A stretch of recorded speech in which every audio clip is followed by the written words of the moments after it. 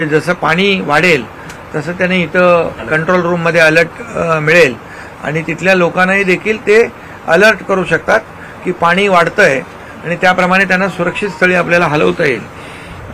CCTV च्या माध्यमातून monitoring देखील केलं जाईल आणि बाकी तर मला वाटतं पर्जन्यमापक यंत्र पण तुम्ही बसवले 6 ठिकाणी आणि त्यामुळे त्याचा देखील आपल्याला त्याचा फायदा होईल.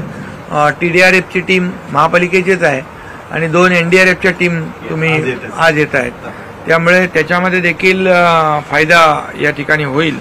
आणि सर्व पंपिंग आपले जे आहेत मोटर्स तुम्हाला गेल्या वर्षी जिथं जिथं तुम्हाला माहित आहे की ते पाणी वॉटर लॉगिंग झालंय तर तुम्ही ते आयडेंटिफाय करून काही स्पॉट जे आहेत ते तर आता पाणी यावर्षी साचत नाही, जे मेकॅनिझम तुम्ही बनवलंय तर त्यामुळे त्याचा देखील फायदा या ठिकाणी झालेला आहे. आणि त्याचबरोबर रस्त्यांची सगळी डागडुजी झालेली आहे आणि मॅनहोल जे आहेत त्याच्यावर तुम्ही जाळ्या बसून मशीन होल म्हणजे पॅक करून टाकले, त्याला झाकण लावले सर. हा म्हणजे माणूस कधी पडला नाही पाहिजे, म्हणजे ते निघणार नाहीत ना. खाली स्टीलच्या जाळ्या लावल्या तुम्हाला साफ करायला म्हणजे स्टीलची जाळी लावलेली आहे त्यामुळे सेफ्टीसाठी. बरोबर. त्यामुळे एकंदरीत मला वाटतं सर्व तयारी ठाणे महापालिकेने केलेली आहे आणि ज्या ठिकाणी पूर परिस्थिती निर्माण होऊ शकते त्या ठिकाणी देखील मोठ्या पंपांची व्यवस्था केली आहे. तिथे माणूस देखील तिथं 24 तास माणूस तिथं थांबणार आहे म्हणजे 3 शिफ्टमध्ये.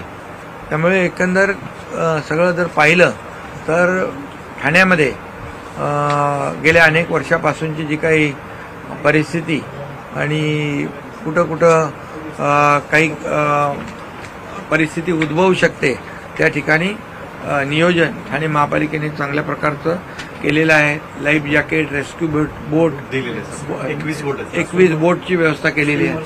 स्विमर्स आहेत ते पट्टीचे स्विमर्स आहेत 15, स्कुबा डायव्हर्स आहेत ते त्यांनाही देखील त्यांनी घेतलेले आहे. रेल्वे आणि आपण ठाणे महापालिका मिळून नाल्याची सफाई देखील, कलवट सफाई, रेल्वे कलवट ते देखील आपण चांगल्या प्रकारे केलेलं आहे. त्यामुळे मला वाटतं या ठिकाणी अतिशय साथीचे आजार पसरू नये म्हणून त्याची व्यवस्था केलेली आहे, औषध साठा आणि हे. त्यामुळे मला वाटतं हा पाऊस जो आहे हा 15-16 दिवस अगोदर आलेला आहे आणि पाऊस आलाय तो पण अगदी जुलैमध्ये जसा पावसाळा असतो तसा पावसाळा आलाय. आणि मला वाटतं पाऊस देखील किती मिलीमीटर पडलाय पाऊस? 135 मिलीमीटर पाऊस पडला म्हणजे जास्तीचा पाऊस पडलाय. मुंबईमध्ये 250 मिलीमीटर पाऊस पडलाय.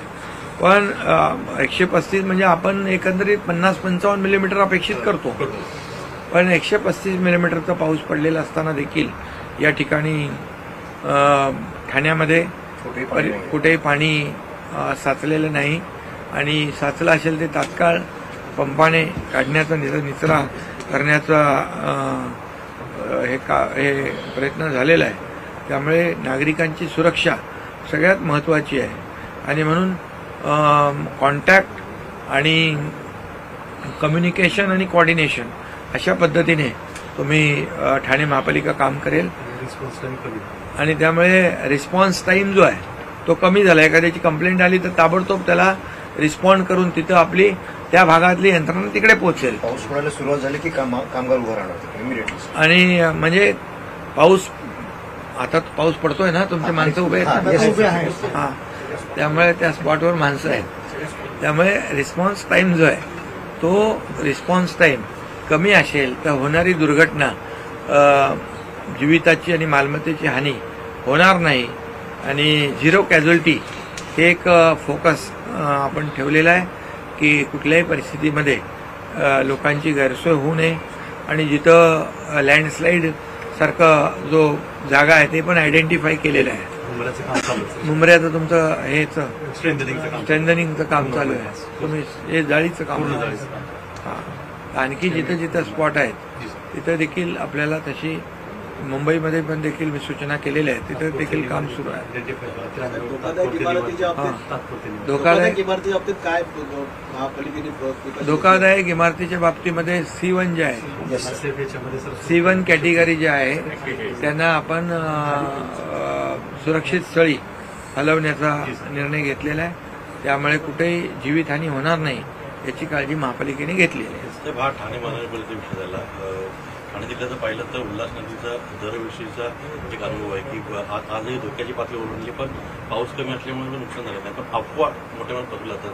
तर त्याला आपण काय म्हणतो? नाही, तुम्ही तुमच्या माध्यमातून मी जनतेला हे सांगू इच्छितो नागरिकांना, कुठल्याही अफवांवर विश्वास ठेवू नका.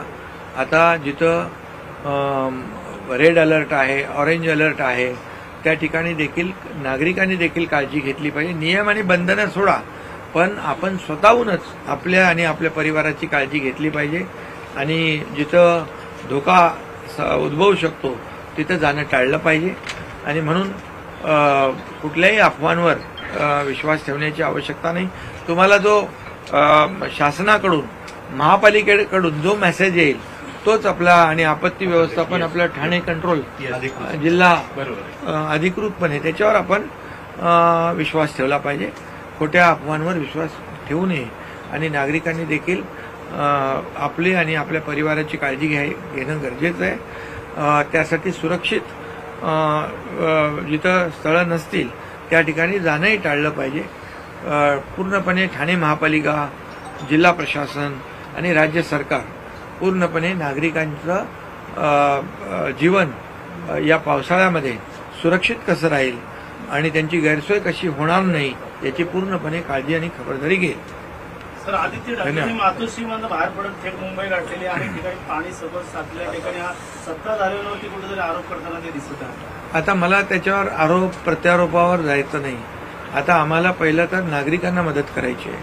ही आपत्ती आहे. या आपत्तीमध्ये संकट काळामध्ये किंबहुना जे पावसाचं प्रमाण ज्या पद्धतीने वाढलेलं आहे आणि बिफोर टाईम पाऊस 15 दिवस अगोदर आलेला आहे, त्यामुळे जी काही थोडी तारांबळ उडालेली आहे आणि नागरिकांची गैरसोय झालेली आहे, त्यांना मदत करायची. आम्हाला पहिला आमचा फोकस मदतीवर आहे. राजकारण करणाऱ्यांनी त्यांना काय प्रत्येक गोष्टीमध्ये राजकारण करायचं असतं. गेले 25 वर्ष मुंबईमध्ये कोण होतं आपल्याला माहीत आहे. त्यामुळे मला आता त्याच्यावर काही भाष्य करायचं नाही आहे. आता फक्त आमची सगळी जी टीम आहे आपत्ती व्यवस्थापनाची, ती लोकांना मदत करण्याचं काम करते आहे. कोल्हापूरमध्ये देखील मोठ्या प्रमाणात पाऊस पडतोय. कोल्हापूरमध्ये देखील मोठ्या प्रमाणात आलमट्टी धरणाची उंची वाढवणारच असं तिथल्या उपमुख्यमंत्र्यांचं म्हणणं आहे. कुठेतरी कुठल्याही परिस्थितीमध्ये आपल्या कोल्हापूरकरांवर आपत्ती येणार नाही यासाठी सरकार पूर्णपणे खबरदारी घेईल. सरकार पूर्ण काळजी घेईल. धरणाची उंची वाढवण्यावरती ठाम आहे तिथलं सरकार. अरे बाबा, ठीक आहे ना, उंची वाढवण्यावर ठाम आहे. काय कुठे कोणाचा सरकार आपलंही आहे ना. आपल्या सरकारची आमची जबाबदारी आहे ना की कोल्हापूरवासियांच्या जीविताचं रक्षण करणं, त्यांच्या मालमत्तेचं रक्षण करणं आणि पूर त्या भागामध्ये न येण्यासाठी जे काही कुणाशी बोलायचं ते मुख्यमंत्री आहेत, आम्ही बोलू ना. तुम्ही गेले होते, अशी दुर्घटना होऊ नये यासाठी दरड कोसळण्याच्या भागात कशा प्रकारची तयारी आपल्याकडनं करण्यात आली आहे? दरड या बाबतीमध्ये मुख्यमंत्री महोदयांच्या अध्यक्षतेखाली 2 बैठका झाल्या. एक आपल्या राज्यस्तरीय बैठक झाली, एक बैठक झाली army, navy, air force, NDRF, SDRF, coast guard या सगळ्यांच्या बरोबर बैठक झाली. आणि त्यामध्ये दरड प्रवण क्षेत्र जे आहे याचे आयडेंटिफिकेशन झालेले आहेत आणि त्या ठिकाणी सुरक्षितच्या दृष्टीने नागरिकांच्या जीविताचं, मालमत्तेचं नुकसान होऊ नये यासाठी काळजी घेण्याच्या सूचना दिलेल्या आहेत. शेतकऱ्यांना मोठं नुकसान झालं शेतकऱ्यांच्या नुकसानीचं पंचनामे करण्याचे आदेश, सूचना दिलेल्या आहेत. मी कालपासून देखील अनेक कलेक्टर, जिल्हाधिकारी यांच्याशी बोलतोय आणि ज्या ठिकाणी नुकसान झालेलं आहे, आज अजितदादा देखील आपण पुण्यामध्ये त्यांनी देखील पाहणी केलेली आहे. मुख्यमंत्री महोदय देखील त्याचा आढावा घेत आहेत. मी आणि आता आपले डिझास्टर मंत्री गिरीश महाजन आम्ही देखील BMCच्या कंट्रोल रूममध्ये होतो. राज्य आपत्ती व्यवस्थापनाच्या कंट्रोल रूममध्ये होतो. त्यामुळे सगळी सिस्टीम जी आहे, सगळी यंत्रणा काम करते, शासन प्रशासन कामाला लागलेलं आहे.